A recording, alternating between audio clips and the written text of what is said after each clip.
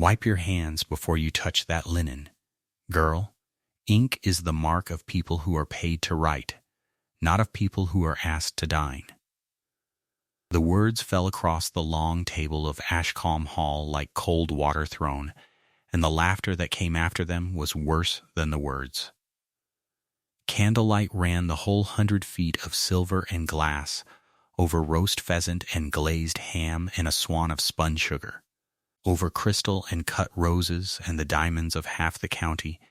and at the head of it all Mrs. Honoria Harcourt stood in gray silk and garnets, and held up the wrist of the parish record-keeper into the light, so that every guest gathered for the rehearsal of the grandest wedding the Dale had seen in 40 years might admire the ink stains ground into a working woman's fingers. Tamsin Wick did not pull her hand away. She let it be lifted, and turned, and shone, the faint blue-black shadows worn into the side of her right forefinger and the ball of her thumb by 20 years of careful writing, and she did not color, and she did not weep, and she looked not at the laughing gentlefolk, but at a still point on the far wall, with a quietness in her that ought to have troubled a wiser woman than the one who held her hand. It did not. "There," said the mistress of Ashcombe, releasing the hand the way one drops a soiled glove, "you may sit at the very end, by the servants, where the light is poor enough that no one need look at you. We only want you to write the marriage down after, when it is done, in that book of yours. That is the whole of what you are for." And Tamsin Wick inclined her head, and went down to the low end of the table below the salt, and sat among the upper servants, who could not for shame meet her eye on her account, and folded her stained hands in her lap, and said nothing at all. She was 29, plainly dressed in dark stuff without a single ornament upon her, and she kept the parish registers of Ashcombe in a hand so clean and true that the bishop's own clerk had once ridden out to copy a page of it for a pattern to teach by. Though not one of the fine people ranged along that glittering table had ever in their lives troubled to open the book she kept, nor would have known how to read it if they had. They knew only that she was the sexton's daughter, that she smelled faintly of the cold vestry and of ink, and that she was poor, and to people of that kind those three were one and the same fault. There was one soul at that long table who did not laugh, a lean, quiet young man far down among the poorer cousins. But no one marked him, least of all Tamsin herself. And what none of them knew, what not one guest beneath that painted ceiling so much as suspected, was that the shabby woman they had seated among the servants could read a thing that not one of them could read, and that the whole right to the chair Honoria Harcourt sat in, and to the 11,000 acres of Ashcombe, and to the very marriage they had gathered to rehearse, lay written already in a book in the sexton's daughter's own keeping, in an ink 40 years old, waiting only for the single pair of eyes in that county patient enough to find it. Honoria Harcourt could not know that before the Christmas of that same year she would stand in her traveling cloak upon the steps of Ashcombe Hall and be received into the house as a guest by its rightful mistress, nor that the ink-stained fingers she had lifted for the county to laugh at would by then carry the seal of the whole estate at their owner's waist. She could not know that a wedding built to lock a stolen inheritance shut forever would instead be the thing that threw it open, or that the last defense of a vanished man's forgotten daughter would prove to be nothing grander than a good hand, a patient eye, and 40 years of one poor family keeping faith with the truth in a damp little room that no gentleman ever entered. But before we go on, subscribe now, and tell us in the comments where in the world you are watching from, and what the hour is where you sit. To understand what that register proved, we have to go back past the rehearsal and the laughter to Ashcombe itself, and to the 2 lines of ink that a frightened man was paid to lose 40 years before. Ashcombe lay in a long green fold of country, where the high moor slid down at last into water meadows and a slow brown river, and the estate had held the whole of that valley for longer than any deed could rightly say. There was the hall on its rise of ground with its face to the water and its back to the wind. There was the home farm and the mill and the quarry that had built half the churches in the county. There were the 11 tenant farms strung out along the river like beads upon a string. And there, on the knoll below the hall, was the low gray church of St. Aidan, where the family that owned the living had been christened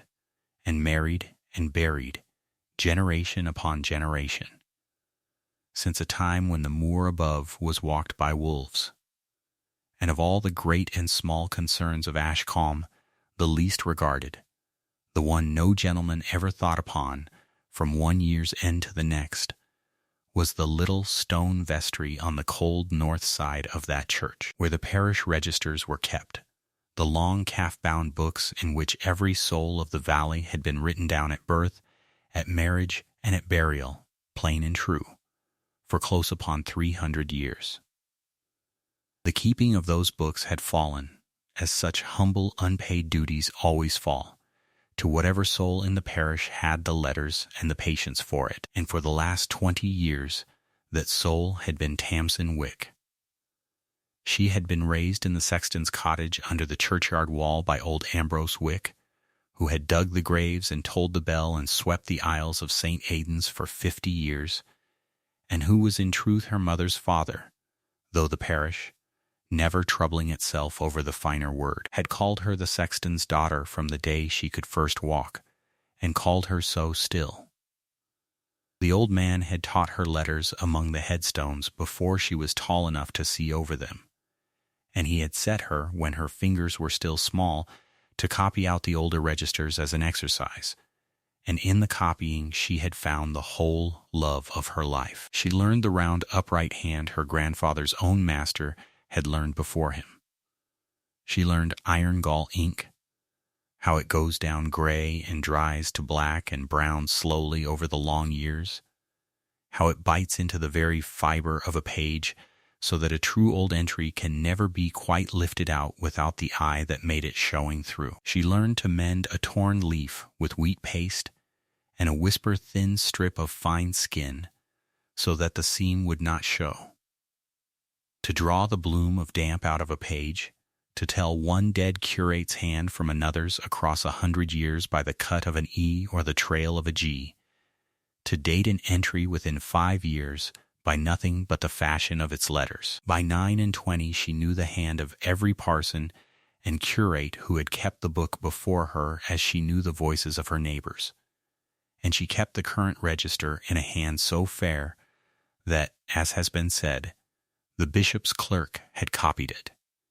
and she carried besides a quiet, steady love for the thousands of the sleeping dead written into her care, whose names she knew as a good shepherd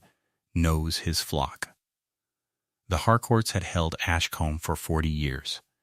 and there were a few among the very old of the parish who could still remember that they had not always held it. For Ashcombe had come to the Harcourts by a turning that no one now living in the hall cared in the least to speak of. The old master, the last of the elder line to rule there in his own right, had had 2 sons. The elder, the heir, was a grave, dark young man named Edmund,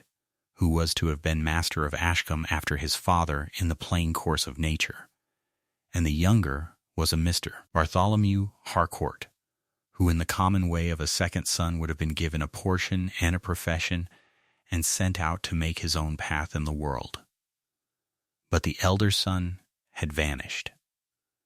40 years gone, when he was but 23, Edmund Harcourt had quarrelled with his father past all mending over some matter the hall would never afterward name, had ridden out one autumn night, and had never once slept beneath that roof again, and within 2 years word came home that he was dead, abroad at sea, of a fever in some far port, the several accounts of it never quite agreeing, and dead, so the hall said, so the hall had always said, without wife or child of any kind. And so when the old master died in his own turn, Ashcombe passed to the younger son, to Bartholomew, and from Bartholomew, himself dead now these 6 years, to his widow Honoria and her children, who held the hall and the acres and the living as though the elder line had simply never been. The name of Edmund Harcourt was not spoken at Ashcombe.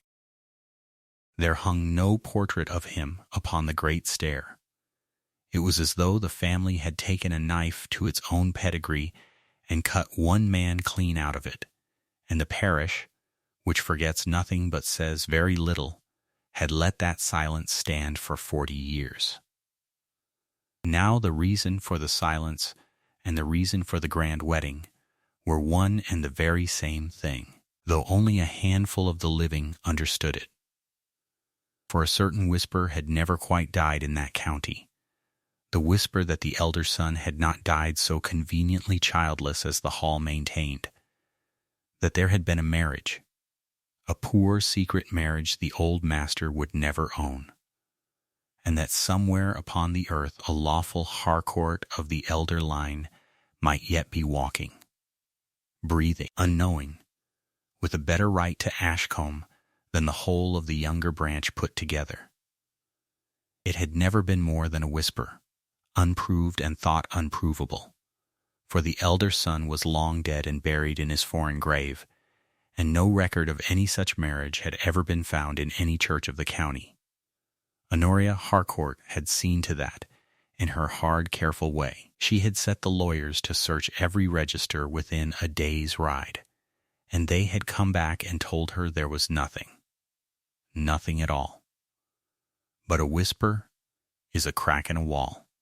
and a woman as prudent as Honoria did not care to leave even a crack in the wall about an inheritance of 11,000 acres. And so she had made the match. Her daughter, Miss Arabella Harcourt,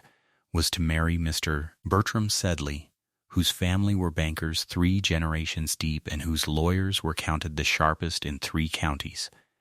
and the marriage settlement, drawn up thick as a psalter by Mr. Sedley's men and by Honoria's own attorney, a smooth gray man named Grimshaw, did a very great deal more than merely join 2 young people before God. It quieted the title. It bound the Sedley money and the Sedley lawyers to the defense of the Harcourt claim to Ashcombe. It barred and settled and entailed the whole estate upon Arabella and her heirs in a fashion that Mr. Grimshaw was pleased to call, over his wine, unbreakable. It was, in plain truth, a wall of money and law built up around a stolen house, a wall meant to be raised so high and so thick that no whisper could ever climb it again. Sign the settlement, marry the pair, read the banns 3 Sundays before the whole assembled county, and the thing was accomplished forever. Ashcombe was the younger line's past, all questioning, and the elder son, and his whisper, and whatever poor lawful ghost that whisper spoke of, might lie down quiet in the dark for good and all. That was the wedding they had gathered to rehearse the night Honoria Harcourt held up an ink-stained hand for the county to laugh at. 10 days before that rehearsal, Tamsin had been summoned up to the hall to be instructed, and she had learned there, though no one meant her to, exactly what manner of people she served. She had been left standing a long while in the cold paneled passage outside the small library, forgotten as such people are forgotten, and the library door had not been quite drawn to, and she had heard, first, her own trade spoken of. The register is kept by the sexton's girl, Missness, Grimshaw's dry voice was saying. She will write in what she is told, and be glad of the shilling. There is nothing in that quarter to trouble us. And then Honoria Harcourt's voice, cool and even, a voice that never rose because it never needed to. There is nothing in any quarter to trouble us, Mr. Grimshaw, once the Sedleys are bound in. My husband's brother did this family the one kindness of his whole worthless life when he took himself abroad and died in a ditch without an heir. I will not have him dug up again by a wedding. A whisper is not a claimant. See that it never becomes one. And if some old body of the parish should recall a marriage, the lawyer began, and Honoria cut him off gently, the way she cut off everyone. Old bodies of the parish recall a great many things, and can prove none of them, and are not asked to dine. There is no paper. I had the churches searched to the last leaf 20 years ago. Where there is no paper, Misty, Grimshaw, there was no marriage, and where there was no marriage, there is no child, and where there is no child, this house is ours, and by Michaelmas it will be ours in a manner God himself could not unpick. Now let us speak of the flowers. And Tamsin Wick, standing unseen in the cold passage, had heard a man's line cut clean out of the world in 3 sentences over the ordering of the wedding flowers, and had understood, without yet knowing why it should matter to her above any other wrong, that she had just heard something she was not meant to hear, and had folded it away inside herself, and gone in when she was called, and been told what she was to write, and gone home down the hill in the dusk, saying nothing at all. It was that same wet week, the wettest March the Dale had known in a lifetime, that the water came into the vestry, a lead gutter above the north wall, choked with a winter's dead leaves, and overran. And the wet crept down inside the old stone, and stood at last in the bottom of the great oak press where the earliest registers were kept. And when Tamsin Wick came in upon the Monday morning, she found the 2 lowest shelves standing in half an inch of black water, and the oldest books of Ashcombe swelling and darkening at their lower edges even as she looked at them. She did not send up to the hall for help, for there was no soul at the hall who could have helped her, and she did not stand and weep over the ruin, for weeping never yet dried a page. She took off her shawl and pinned back her sleeves and set to. She carried the books out of the flood one at a time and up onto the long table under the high north window where the clean light fell, and she began the slow, unlovely, unthanked work that she alone in that whole valley knew how to do. She eased the swollen leaves apart with a bone folder before they could dry and cockle together into a solid brick of pulp. She laid clean blotting sheets between them to draw the wet up. She stood the heavy bindings open like tents to the moving air, and turned them and changed the sheets twice a day as they took up the damp, and lit the little vestry stove and fed it careful, for too much heat would buckle a page as surely as the flood. It was patient work, the kind no one thanks and no one comes to watch, and she was the better part of a week at it, her hands stained blacker than ever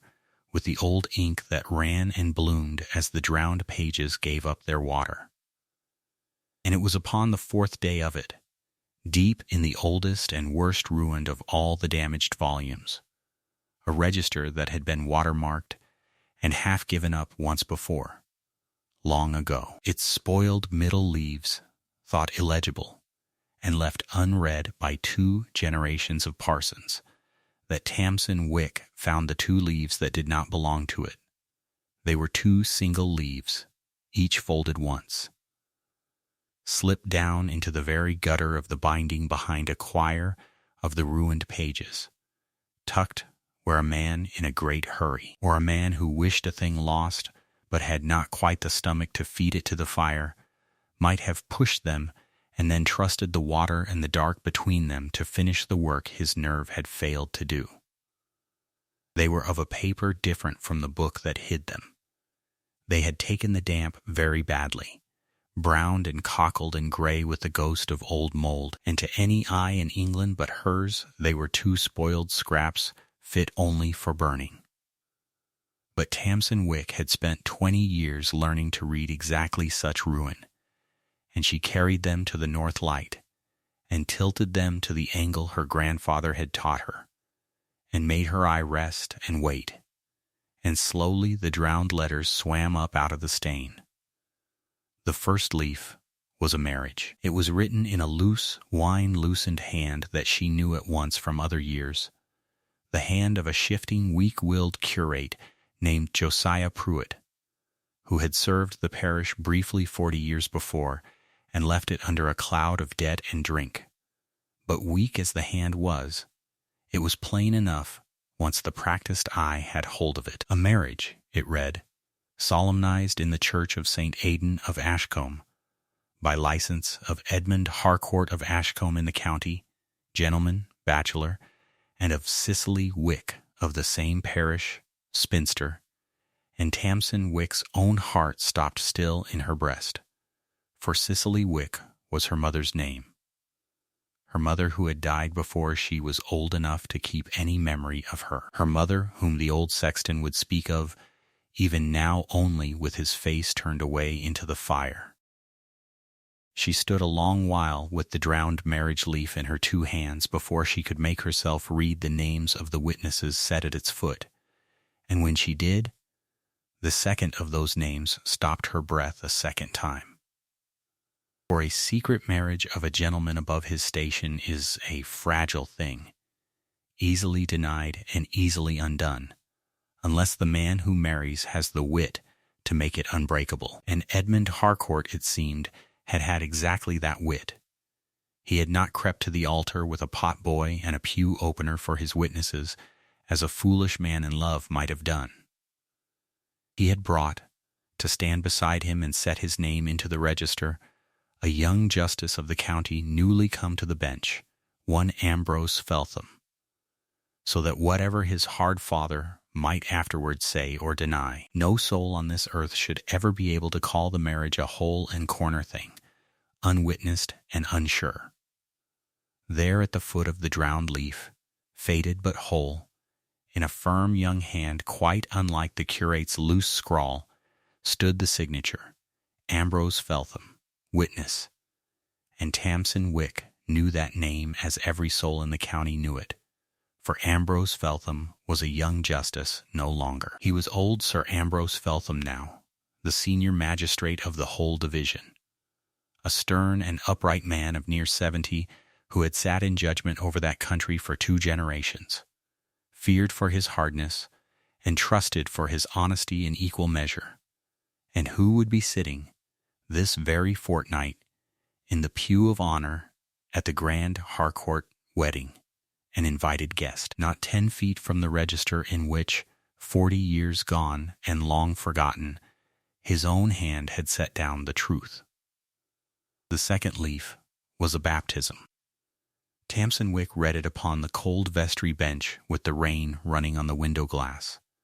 and having read it she set it down flat upon the table and stood twice at the little window with her arms wrapped about herself before her hands would hold it steady enough to read again. It was the record of a baptism, at that same worn font of St. Aidan's that she dusted with her own cloth every Saturday of her life, of a daughter, the lawful daughter of Edmund Harcourt, gentleman, and of Cicely his wife, born, the entry said, in the second winter of that secret marriage, and christened by the same shifting curate. And beside the child's name, in the margin, in Pruitt's own wine-loosened hand, was set the day and the hour of the birth, and one small further note that the man had had no earthly reason to make and every drunkard's carelessness to leave out,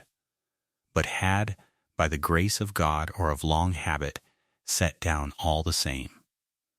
A small strawberry mark, it read, upon the child's left shoulder, near the blade. Tamsin Wick sat down in the cold with her own left hand crept up, quite without her willing it, to her own left shoulder, where under the plain dark stuff of her gown, near the blade, low, was a small red mark shaped like a berry that she had carried unregarded all her life and never once in 29 years thought upon.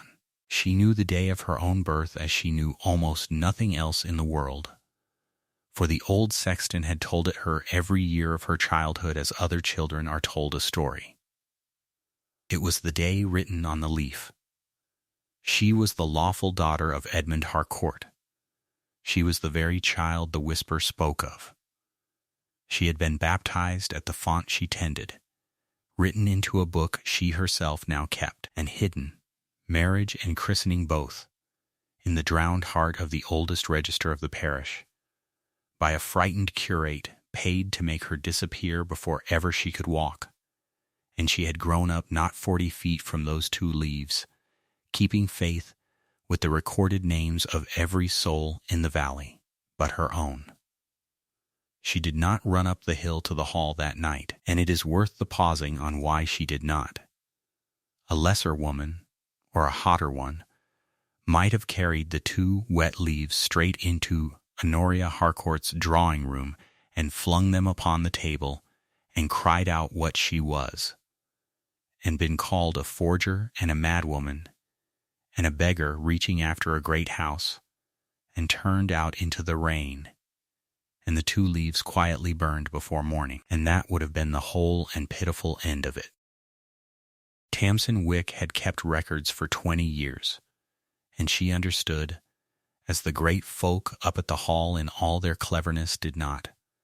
that a truth is only ever as strong as the proof that carries it, and that a proof flung down in anger is a proof half thrown away. What she did instead, across the fortnight that followed, while the hall hung its garlands and the county sharpened its curiosity for the wedding, was to build her truth the same slow way she mended a book, leaf by patient leaf, until it could not be broken. And she did not yet know, that first wet night upon the vestry bench, that the strongest stone in the whole of it would be laid by a blind old man who had kept her secret for 40 years, believing every scrap of its proof long since burned, nor that the last hand to seal her right before the eyes of the county would be the very hand of the magistrate who would sit in the wedding pew, and who would, God helping her, be asked to read out his own forgotten name. That same night she went in to the fire in the sexton's cottage, and she laid the 2 dried and flattened leaves upon her grandfather's knee. And old Ambrose Wick, who was past 80 now, and blind in one eye, and had dug well over 1,000 graves in his long life, took them up, and held them close to his good eye and to the candle flame. And though he could not read the loosened hand as his granddaughter could, he knew what they were before ever she told him. For he had waited 40 years to be told that they were anywhere at all upon the earth. And then, at last, the old man spoke of the thing he had never once spoken of in all her life. He spoke of his daughter Cicely, who had been the prettiest and the sharpest witted girl in the whole dale, and of the grave, dark young gentleman down from the hall, who had loved her past all sense and all his father's rage, and who had married her in secret,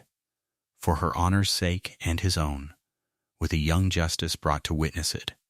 so that no man could ever after call her his like woman. He spoke of how the old master, learning of the match, had cast his son off root and branch and forbidden his name in the house, and of how, within the year, the young man had gone abroad to seek some honest living they might marry openly upon and bring the child up to, and had died there of a fever, without ever seeing his daughter take her first steps, and of how Cicely, his wife, had faded and gone after him inside 3 years, of grief as much as of any fever, leaving her baby to her father's keeping. He spoke, his voice thickening, of the curate Pruitt, who had married them and christened the child, and who had been sent for up to the hall one dark night, and had come away with money enough in his pocket to drink himself clean out of the county, and of how, long after, when old Ambrose had gathered his courage and gone up cap in hand to ask that the marriage and the christening be looked out and shown to him, he had been told to his very face that there was no such entry in any book of the parish, that he was a grieving old fool making a tale out of his shame, that his daughter had been a gentleman's passing folly and nothing more, and that if he valued the roof that stood over his grandchild's head, he would learn to hold his tongue. And so he had held it. 40 years he had held it. He had raised the child under her mother's name of Wick, and taught her her letters and her ink and the keeping of the very books he believed in his heart had been robbed of her, because it was the one gift left in his power to give her, and because, he said now, with the 2 dried leaves trembling in his old cracked hands, he had always half hoped, never dared once to say it aloud, but always somewhere half hoped, that a book kept so old and so patient might one day give up out of itself what a frightened man had tried to lose in it. "I could never read it, Tamsin," the old man said, and the tears stood in his good eye. "Never could read above my own name, God forgive me. But I always knew there was them as could, some day. I only never once thought that it would be you." Then Tamsin Wick set herself to work as she had never worked over any book in the whole of her life. She had the 2 leaves, and she had the whisper made flesh in the mark upon her own shoulder, but she knew well that a hostile lawyer, and Mr. Grimshaw would be the most hostile of all, would say, and say loudly, that 2 loose leaves in a stranger's hand, browned past easy reading, might have been written last week by any cunning woman who coveted a great house and slipped in among old pages to cheat the honest heirs. So she built, stone by stone, the wall of proof that would not fall. First she established the leaves themselves. She showed, by the water lines that crossed them, and the pattern of the mold, and the very way the ink had bled and feathered into the wet fibre, that these 2 leaves had lain soaked in that binding for many long years, decaying in exactly the same manner and to exactly the same degree as the ruined leaves that had surrounded them, a slow ruin that no fresh forgery on earth could counterfeit in a fortnight. Then she established the hand. She went through all the other registers of that same short span of years and found in them a dozen and more entries in the same curate's loose and shifting hand,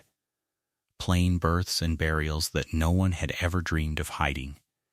and she laid them out beside the marriage and the baptism, letter answering letter, the same broken open E,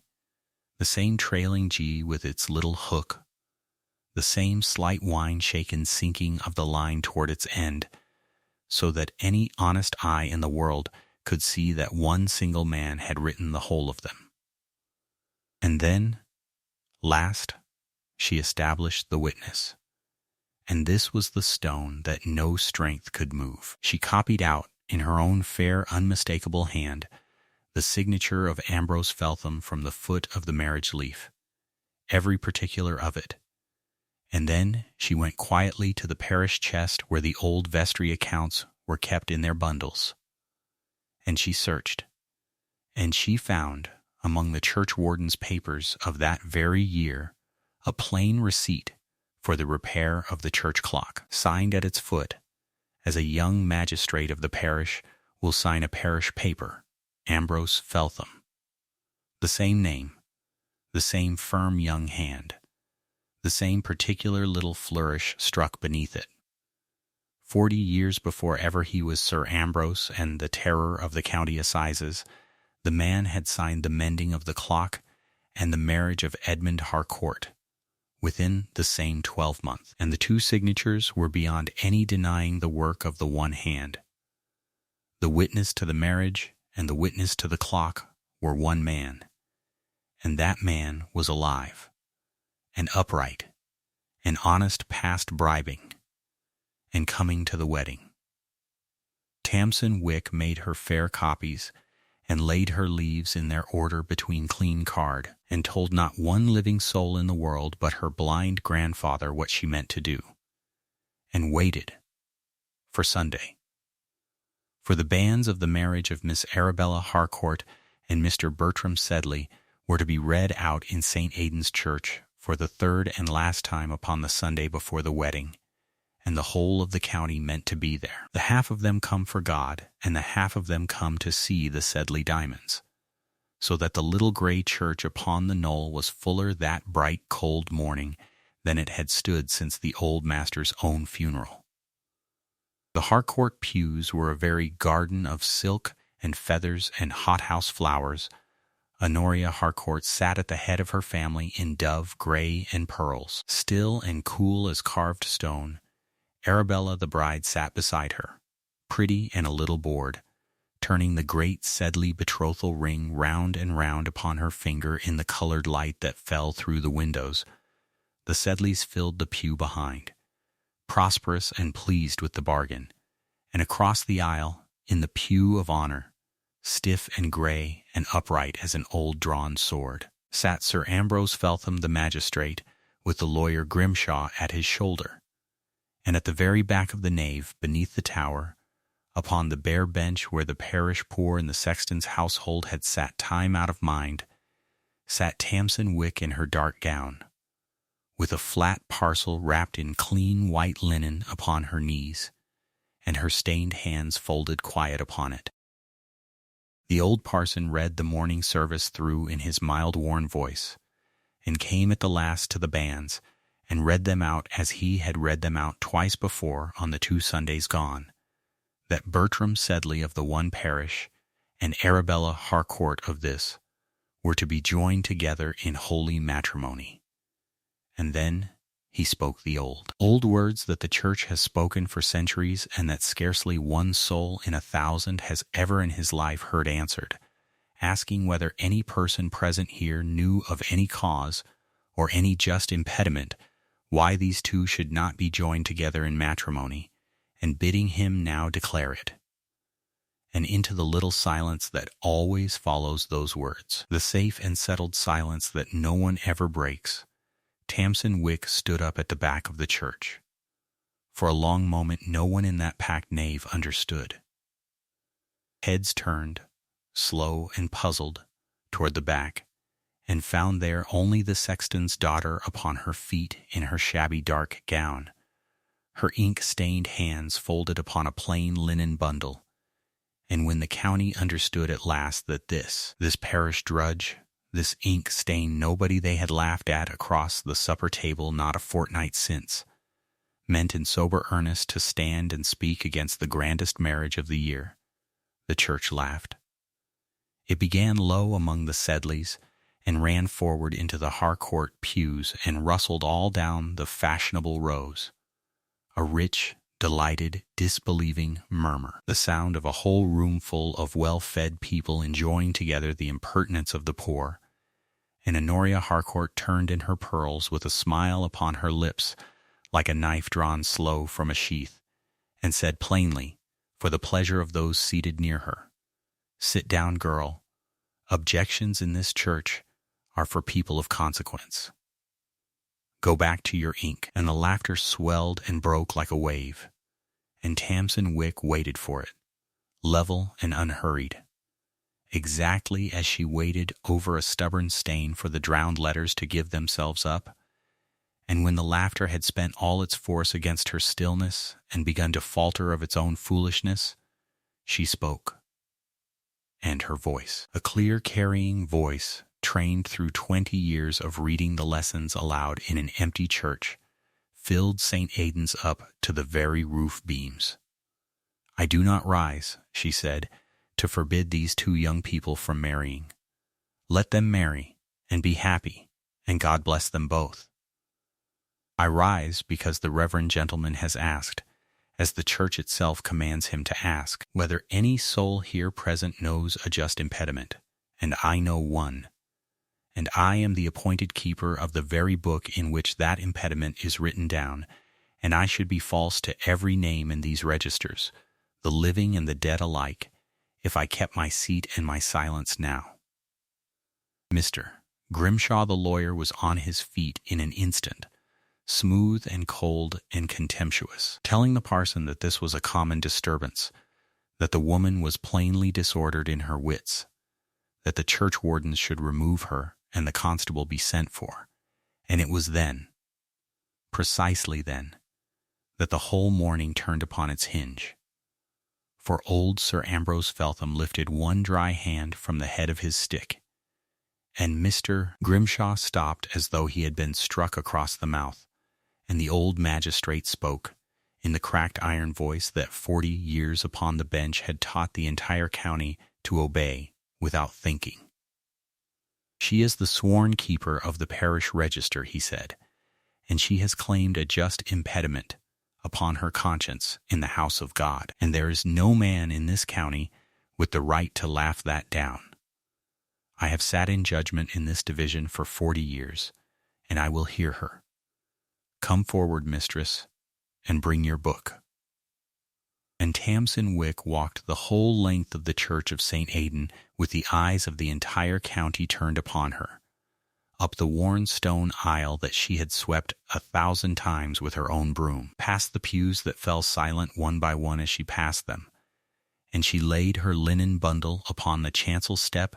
and unwrapped it there before the magistrate and the parson and the frozen bride. She did not raise her voice, and she did not hurry, for hurry is the friend of the liar and the enemy of the true.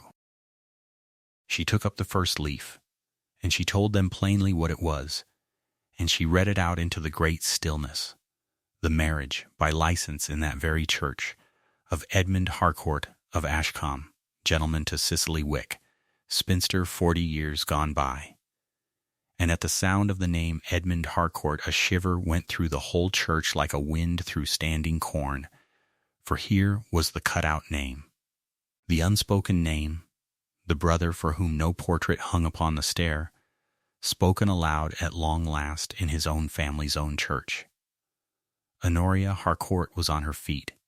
white now to the very lips, crying out that it was a forgery, a wicked forgery. A beggar's low trick got up to shame her daughter's wedding, and Tamsin Wick let her cry it out to the end. And then she turned the leaf to the strong colored light of the great east window, and she carried it, not to Honoria at all, but across to Sir Ambrose Feltham in his pew, and held it up before the old man's eyes, and said only this: "The marriage was witnessed, Sir Ambrose. Will you be so good as to read the name of the witness?" And the old magistrate took the drowned leaf into his own 2 hands, and held it up to the colored light, and looked at it for a long, long time, in a silence so deep that not one soul in all that crowded church so much as drew an audible breath. And when at last he spoke, the iron had gone strangely soft and far away out of his voice. "I do not need to read it," he said. "I remember it. I was 23 years old. He came to me because I was newly upon the bench, and he wished that no man living should ever be able to say his wife had not been honestly and lawfully wed. I stood there, and he lifted one old spotted hand and pointed it slowly toward the chancel rail, toward the very place, there, by that rail, and I set my name to this book, and I had clean forgotten it these 40 years. He turned the leaf about so that the front pews might see the faded signature standing at its foot, and then, with fingers that shook a little now, he drew up from his own watch chain the seal that he had carried upon his person the whole of his life, and he held the little matrix of it down beside the faint wax ghost pressed into the corner of the leaf, and they were the same device. The same small crest, the same Feltham seal, 40 years apart and identical. "That is my hand," said Sir Ambrose Feltham, and he said it not to the parson and not to the woman before him, but out to the whole assembled county. "And that is my seal, and I witnessed this marriage with my own eyes, and any man beneath this roof who would call this leaf a forgery calls me, to my face, a liar in the house of God. And there was no man in all England, in that church or out of it, who was going to stand up and call Sir Ambrose Feltham a liar." Then Tamsin Wick took up the second leaf, and now the church was grown so utterly still that the calling of the rooks could be heard plainly through the old glass from the churchyard trees. She read out the baptism, the christening, at that same font, in the second winter of the marriage, of the lawful daughter of Edmund Harcourt and of Cicely his wife. And she read the curate's small marginal note of the day and the hour of the birth, and of the strawberry mark upon the child's left shoulder, near to the blade. And then Tamsin Wick did the one thing she had neither planned nor rehearsed. the one thing that came to her only as she stood there upon the step in her mother's church with her father's marriage in her hand. She set the leaf down gently, and she turned back the plain dark stuff at her own left shoulder, no more than an inch of it, no more than modesty itself allowed, and there, near the blade, plain in the falling colored light for the front pews to see with their own eyes, was a small red mark, shaped like a berry. "I was baptized at that font," she said into the silence, and her clear voice did not shake at all, "by that curate upon that day, and written into that book. My mother was Cicely Wick, the old sexton's daughter. My father was Edmund Harcourt, the eldest son of this house, who married honestly and was cast off for it, and died abroad before ever he could see me walk. I was hidden away inside the oldest register of this parish by a frightened man who was paid to lose me. And I have kept the books of Ashcombe for 20 years with these hands you laughed at, and dusted that font every Saturday of my life, and written down every one of your own names, my lords and my ladies, in a fair and honest hand, and never once in all that time knew that my own name lay written under the whole of yours the entire while." And into the ringing silence that followed, old Sir Ambrose Feltham rose again to his feet, stiff and gray as an old sword drawn, and turned himself deliberately toward the frozen Harcourt pews, and said, "Then this lady is the lawful child of the elder son, born in wedlock, witnessed by my own hand, and she stands nearer in blood and in law to Ashcombe than any other soul beneath this roof. And every deed and every settlement that says the contrary is founded upon a lie 40 years old. I will so certify it, upon my oath and my office, and I will see the matter tried at law. And I tell you plainly, I know already how it must end." The wedding was not held that week, nor ever. Miss Grimshaw, the attorney, who had drawn up a mighty settlement upon 11,000 acres that he now understood the Harcourts had never in law owned, went gray over his own papers in the vestry that same gray afternoon, and told Honoria Harcourt, in the flat, exhausted voice of a man counting up his own ruin, that there was nothing whatever to be done, that a marriage witnessed by the senior magistrate of the division,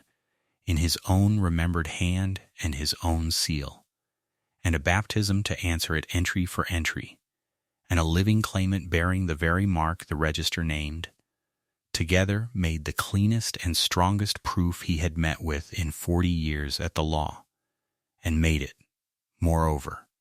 precisely because no lawyer had ever built it, but a patient, careful woman keeping simple faith with a book. The Sedleys, who were bankers long before they were anything else, and could read the shape of a failing account faster than most men can read their own names, withdrew from the match inside the week. There was no profit, and a very great deal of danger in binding a banking fortune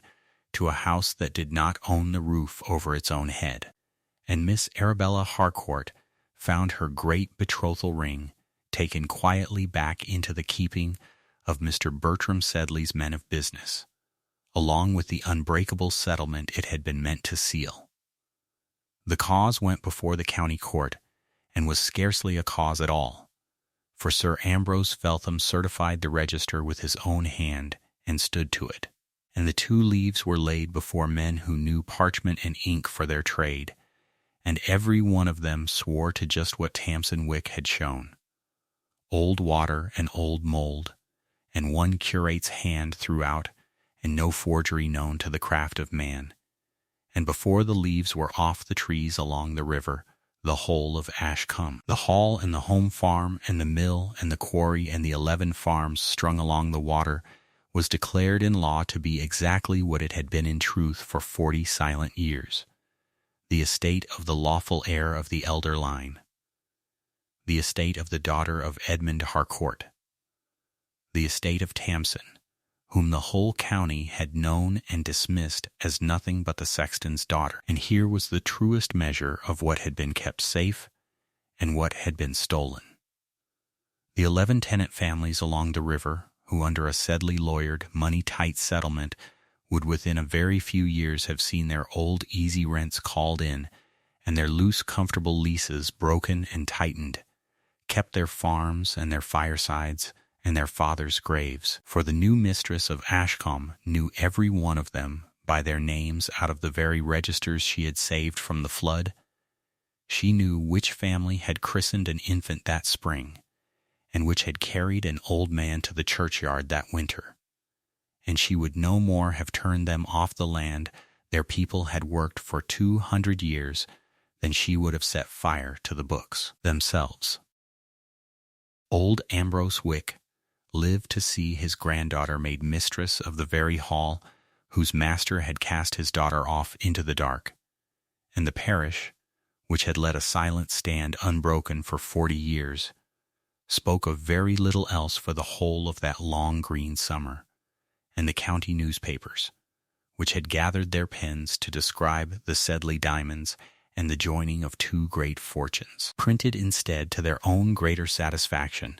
the tale of the sexton's daughter who had proved a lost lord's line out of a drowned book that no gentleman in the county would ever have troubled to open. Mr. Grimshaw left the county and was not heard of in it again.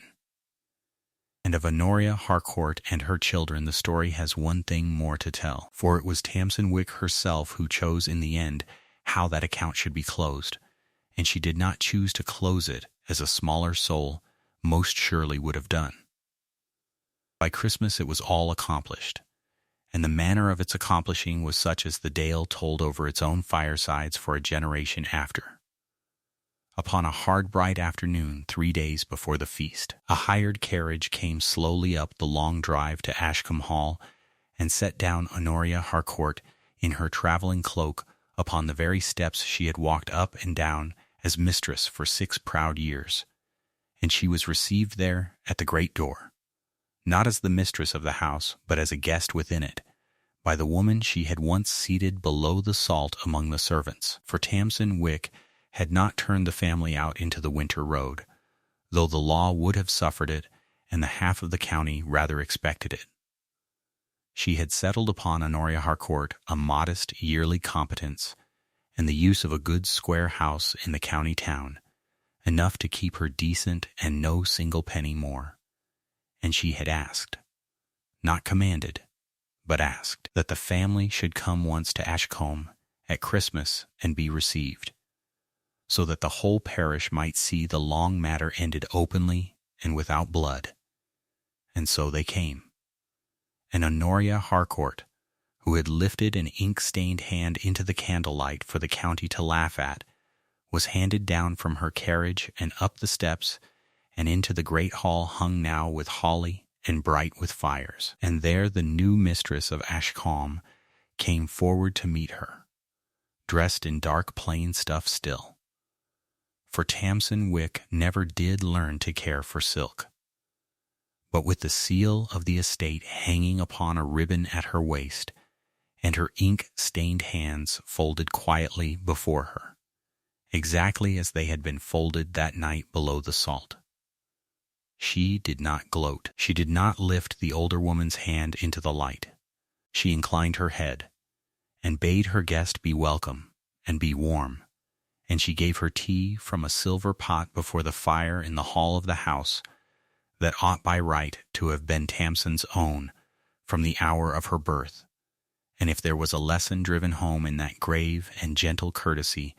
that cut far deeper than any revenge could ever have cut, then Honoria Harcourt was made to drink it down to the dregs along with her tea, and drink it she did, and say her thanks at the end of it, in a voice that the county had never before heard humble. And of all who came up that long drive at Christmas there was only one soul whom the mistress of Ashcombe received with a warm hand and a glad face, and that was the lean, quiet young man, Mr. Julian Harcourt, the poor cousin of the house, who had sat far down the board himself on the night of the rehearsal, there upon sufferance much as she had been, and who alone of all his laughing family had risen that night without a word, and moved the branch of candles down the table so that the sexton's daughter might have light enough to see her plate, and had said to her, Lo, that he was ashamed of them, and had plainly meant it. Him she took by both his hands upon the steps. Him she kept by her through the feast. And in the slow, gentle turning of the years that followed, as the dale grew used to the sight of its mistress walking down the hill of an evening to sit an hour by an old sexton's fire, and up again of a morning into the cold vestry to bend over the books in her own hand as she had bent over them all her life, it grew used also to the sight of the poor cousin at her side, hat in hand and content, and thought no worse of the two of them for it,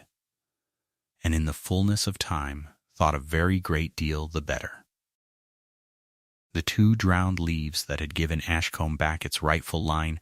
were dried and pressed and mended by the only pair of hands in all the county that could have done the work, and set behind glass in the great hall itself, upon the wall where the cut-out brother's portrait had never once been suffered to hang, and beneath them,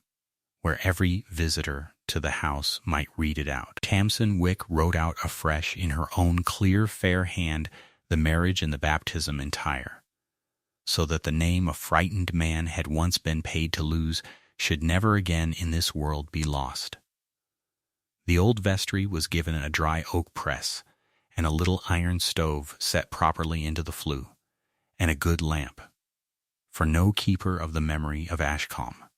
its mistress said, would ever again sit up in the cold and the wet over a drowning book for want of a fire and a light. And a sharp-eyed, fair-handed girl of the parish was taken, and set to learn the keeping of the registers at Tamsin Wick's own elbow, to come after her in her turn. And the first entry that the girl ever read aloud without help was the record of her own baptism, written years before in her teacher's steady hand. Old Ambrose Wick died in his bed in the second winter of it, in the cottage under the churchyard wall where he had lived his whole long life, with his granddaughter's hand held fast in his, having lived to see the very truth he had believed burned to ashes set up instead in glass in a great man's hall. And he was buried in the ground he himself had tended for 50 years. And it was his granddaughter, the lady of the manor, who read the words of the burial over him at the graveside, in the clear carrying voice that had once filled St. Aidan's to the roof. For a house may be inherited,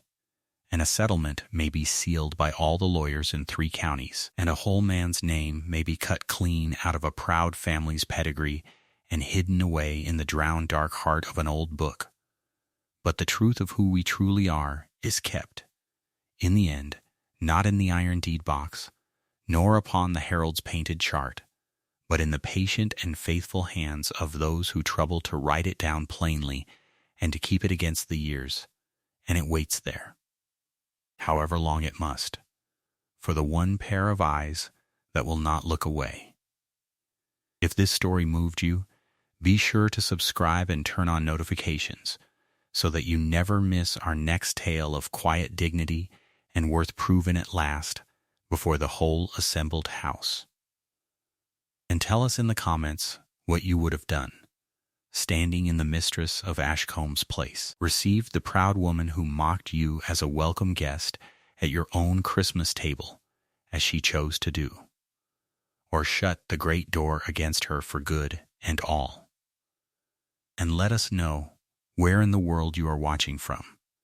and what the hour was when you finished this story. And join us next time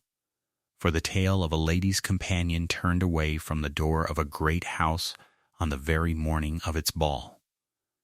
and the single unpaid milliner's bill in the bottom of her workbox that would bring down a countess before the candles were lit.